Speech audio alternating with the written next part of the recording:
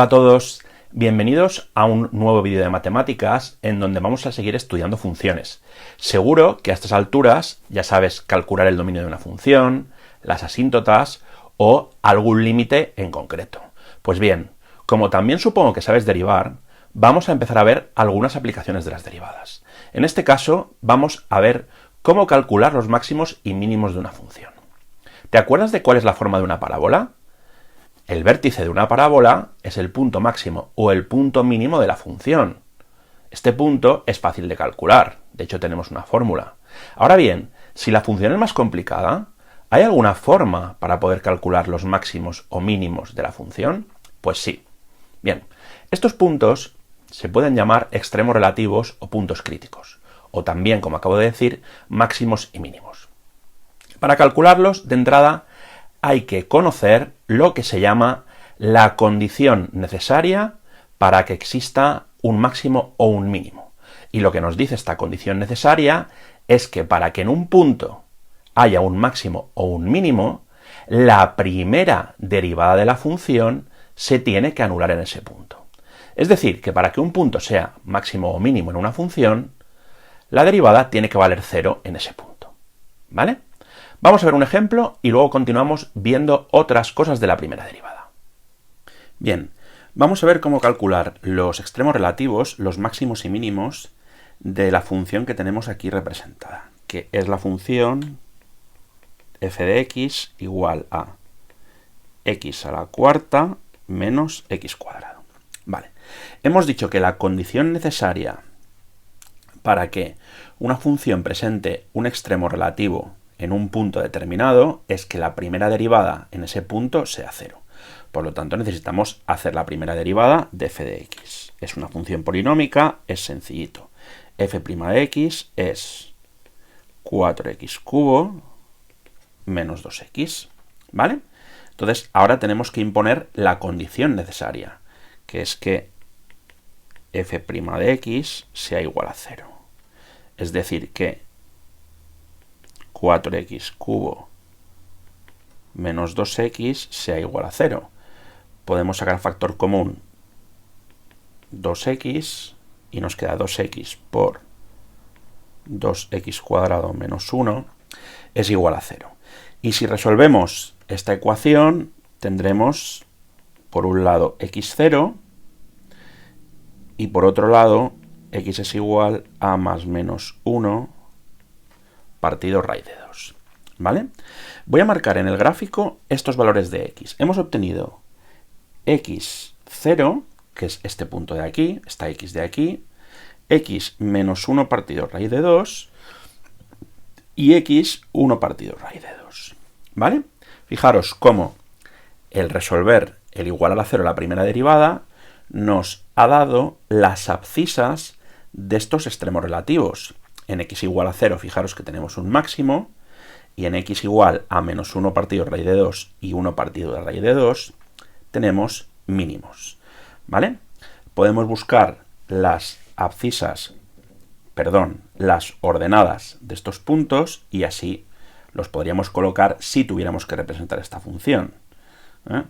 Lo voy a hacer en negro. Fijaros que tendremos, si la x es 0, la y vale 0, lo podéis hacer. Entonces tenemos el punto 0, 0. También tenemos el punto menos 1 partido raíz de 2 menos 1 cuarto, sustituyendo aquí, en la función original. Y también tenemos el punto 1 partido raíz de 2 menos 1 cuarto. Puntos simétricos porque se trata de una función par. ¿Vale? Bien, recordar, igualamos a 0 la primera derivada y obtenemos las x de mis extremos relativos. ¿Vale? ¿Has visto? Los puntos que anulan la primera derivada pueden ser máximos o mínimos de una función. Aquellos puntos en donde la derivada vale 0. ¿Qué pasa en los puntos en donde la derivada no vale 0? Si no vale 0, puede ser o mayor que 0 o menor que 0. Si la primera derivada es mayor que 0, eso quiere decir que las pendientes de las rectas tangentes son positivas también. Por lo tanto, la función crece. Si la primera derivada es positiva, la función crece. Y por el contrario, Si la primera derivada es negativa, la función decrece. Y de esta manera, también con la primera derivada, podemos calcular los intervalos de crecimiento y decrecimiento de una función, lo que se conoce como monotonía. Vamos a verlo en el ejemplo anterior. Bien, acabamos de ver que el signo de la primera derivada también es importante, ¿vale? Vamos a ver cómo, analizando el signo de la primera derivada, podemos ver cuándo la función crece y cuándo la función decrece. Venga. Para hacerlo, colocamos una recta real y lo que vamos a analizar es el signo de f' de x y colocamos los puntos en los que se anula la primera derivada. Menos 1 partido raíz de 2, 0 y 1 partido raíz de 2. Y miramos el signo de la derivada, de la primera derivada, antes y después de estos valores. Si cogemos un valor a la izquierda de menos 1 partido raíz de 2, veréis que f' de x, hemos de mirar el signo de f' de x, es negativa. Entre menos 1 partido raíz de 2 y 0, f' de x es positiva. Entre 0 y 1 partido de raíz de 2, por ejemplo, podríamos coger 0,5, veréis que es negativa. Y a partir de 1 partido de raíz de 2, por ejemplo, en 1, vemos que es positiva, ¿vale? Esto significa que en este primer intervalo la función decrece, entre menos 1 partido de raíz de 2 y 0 la función crece, entre 0 y 1 partido de raíz de 2 la función decrece, y a partir de 1 partido de raíz de 2 la función crece. Y lo podemos observar viendo el gráfico. Hasta que llegamos al mínimo, decrecemos. Luego crecemos. Luego volvemos a decrecer. Y después del último extremo relativo, del último mínimo, volvemos a crecer. ¿Vale? Por lo tanto, puedo decir que, voy a escribirlo, mi función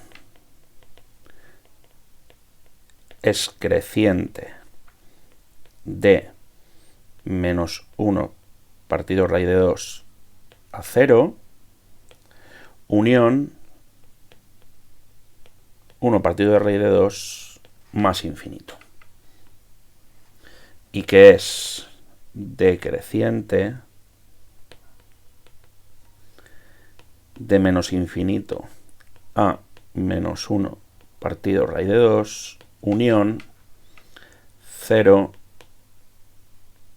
1 partido raíz de 2. Siempre con paréntesis, ¿eh? Aquí no hay que poner corchetes, ¿vale? Signo de la primera derivada para mirar la monotonía, el crecimiento y el decrecimiento de una función. ¿Habéis visto? Ya sabemos cómo calcular los máximos y mínimos de una función y también estudiar cuándo crece y cuándo decrece la función, estudiar su monotonía.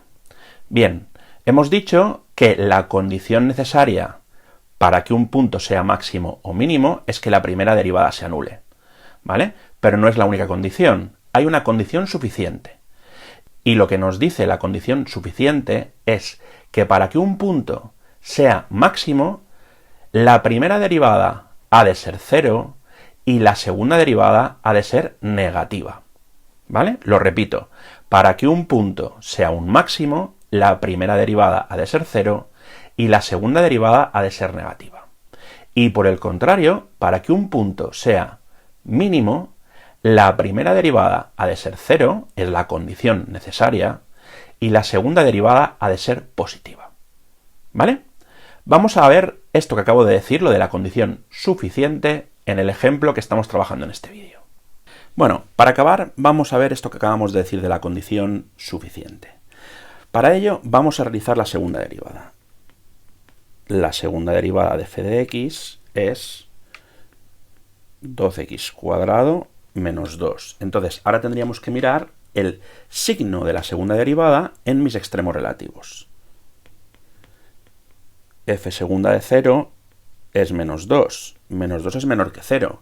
Como la primera derivada en 0 se anula y la segunda derivada es negativa, decimos que hay un máximo. Fijaros, aquí, en x igual a 0, tenemos un máximo relativo, ¿vale?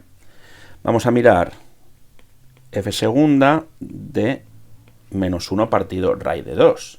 Si miramos cuánto vale la segunda derivada aquí en menos 1 partido raíz de 2, vemos, no es un menor, es un igual, que vale 4.